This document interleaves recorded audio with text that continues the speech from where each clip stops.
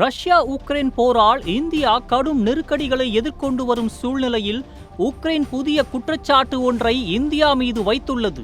Ukraine ஐரோப்பிய யூனியனுடன் இணையக்கூடாது என Russia அந்நாட்டின் மீது கடந்த 2022ஆம் ஆண்டு போர் தொடுத்தது. சுமார் 3 ஆண்டுகளை கடந்தும் கூட இரு நாடுகளுக்கு இடையிலான போர் முடிவுக்கு வரவில்லை. இந்த போரினை முடித்து வைக்க அமெரிக்க அதிபர் டிரம்ப் படாதபாடு படுகிறார்.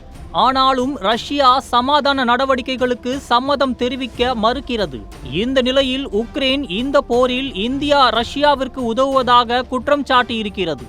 இது குறித்து உக்ரைன் ரஷ்யா பயன்படுத்தும் ஆளில்லா ட்ரோன் விமானங்களில் இந்தியாவில் தயாரிக்கப்பட்ட உபகரணங்கள் இடம்பெற்றுள்ளன. குறிப்பாக ஷாஹெட் 136 வகை ட்ரோன்களில் இந்திய உபகரணங்கள் பயன்படுத்தப்பட்டு இருக்கின்றன என்று தெரிவித்து இருக்கிறது.